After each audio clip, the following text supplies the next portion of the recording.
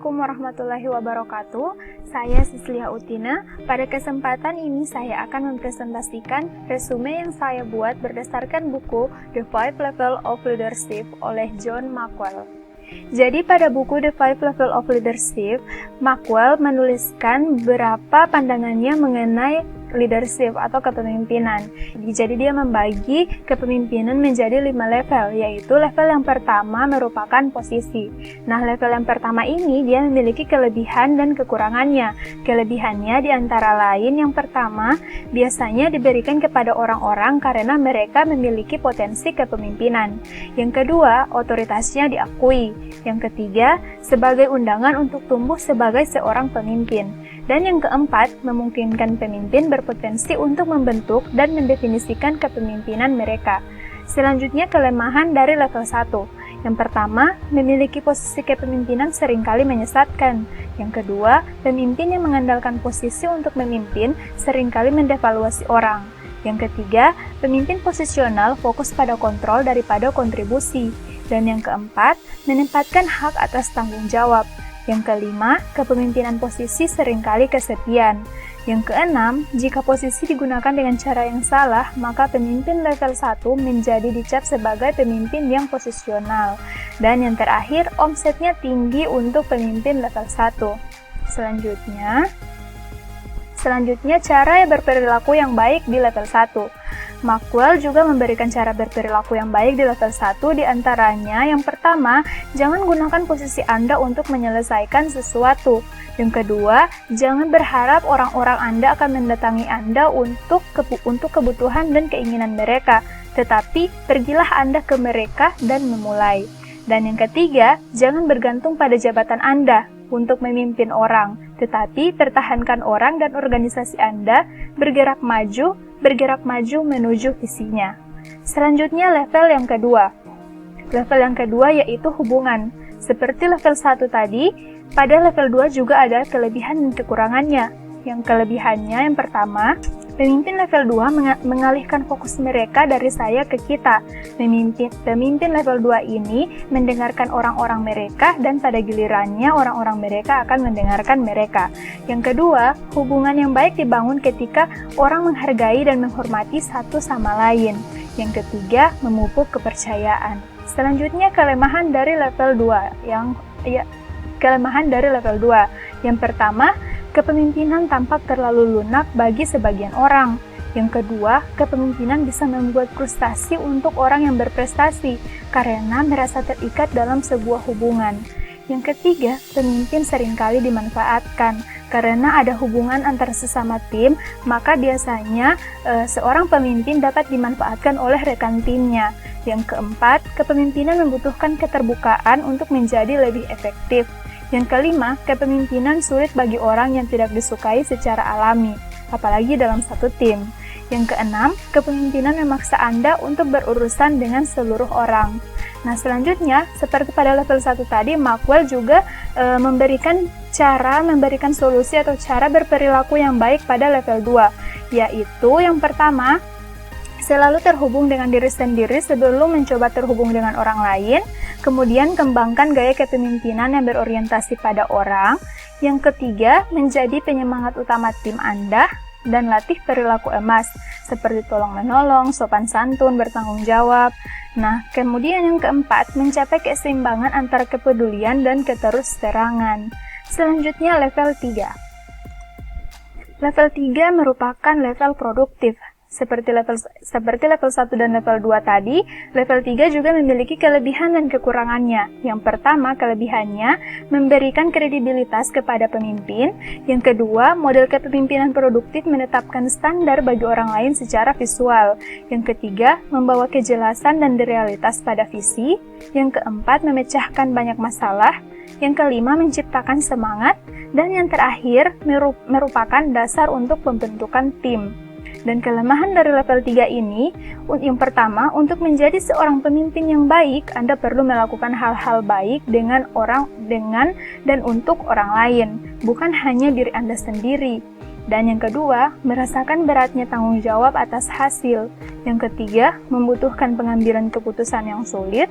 Yang keempat, menuntut perhatian terus-menerus, di mana hubungan harus dibangun, dipelihara, dan diperdalam. Selanjutnya, cara berperilaku yang baik pada level 3. Cara berperilaku yang baik pada level 3 yang pertama, pahami bagaimana bakat pribadi Anda berkontribusi pada visi, cari tahu di mana letak kekuatan sejati Anda. Yang kedua, mulailah mengembangkan orang-orang Anda menjadi sebuah tim. Yang ketiga, bersedia untuk menjadi agen perubahan. Yang keempat, memberikan visi apa yang harus dicapai dan memiliki visi yang jelas dan dikomunikasikan dengan tim yang berkontribusi. Dan yang kelima, jangan pernah melupakan fakta bahwa hasil adalah tujuan Anda. Dan yang keenam, prioritaskan hal-hal yang menghasilkan pengembalian tinggi. Selanjutnya, level 4. Level 4 atau People Development, pengemban sumber daya manusia. Kelebihannya yang pertama, membedakan Anda dari kebanyakan pemimpin. Karena pemimpin pada level 4 ini fokus pada pengemban perusahaan dengan menumbuhkan orang-orang di dalamnya. Yang kedua, memastikan bahwa pertumbuhan dapat dipertahankan. Yang ketiga, memberdayakan orang lain untuk memenuhi tanggung jawab kepemimpinan mereka. Yang keempat, memberdayakan pemimpin untuk memimpin yang lebih besar. Yang kelima, memberikan kepuasan pribadi yang luar biasa. Selanjutnya, kelemahan. Kelemahannya yang pertama, keterpusatan pada diri sendiri menyebabkan para pemimpin mengabaikan tanggung jawab sebagai pengemban sumber daya manusia.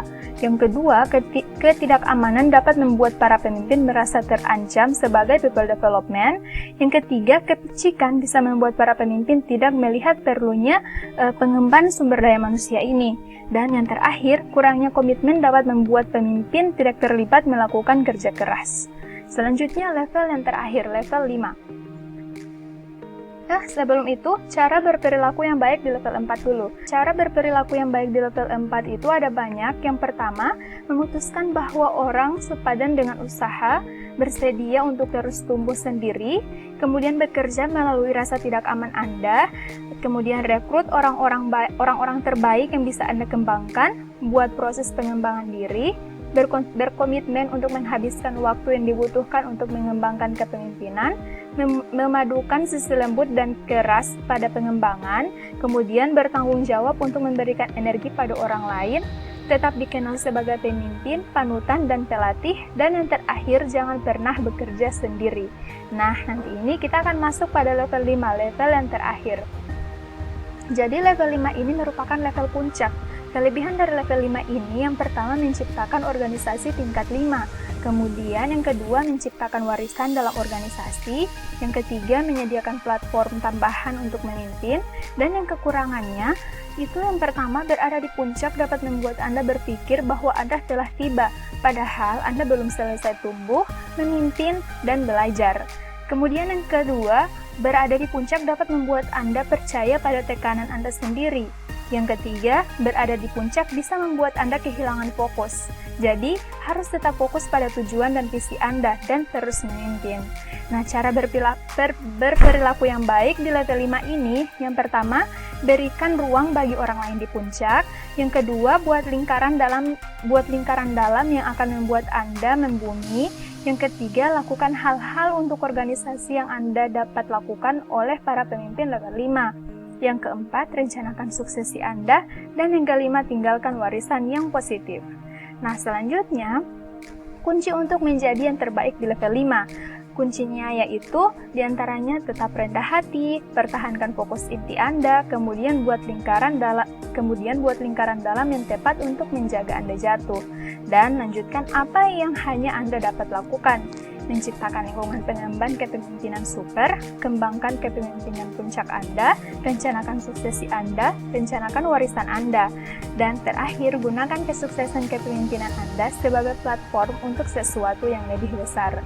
Nah, intinya yaitu kunci utamanya yaitu posisi, hubungan, produktif, dan sumber daya manusia. Dan selanjutnya, bantu orang lain naik ke level 4 dan ke level 5. Jadi, pada bukunya Maxwell itu, dia menyarankan hal-hal berikut untuk membantu para pemimpin terbaik untuk membantu para pemimpin terbaik Anda mencapai potensi kepemimpinan mereka. Jadi, Maxwell menyarankan untuk membantu orang lain naik ke level 4 dan ke level 5. Nah, ini diantaranya, yang pertama, identifikasi dan ciptakan pelajaran kepemimpinan krusial yang harus mereka pelajari. Kemudian yang kedua, carilah saat-saat sulit yang dapat mereka pelajari, cari momen yang bisa diajar setiap hari. Dan yang ketiga, gunakan pengalaman Anda sendiri sebagai pedoman untuk mengajarkan orang lain. Yang terakhir, yang keempat, paparkan mereka kepada orang lain dan organisasi yang akan berdampak pada mereka. Nah, inilah resume yang saya buat berdasarkan buku The 5 Level of Leadership oleh John Maxwell. Apabila ada kekurangan atau ada kesalahan, saya mohon maaf. Terima kasih. Wassalamualaikum warahmatullahi wabarakatuh.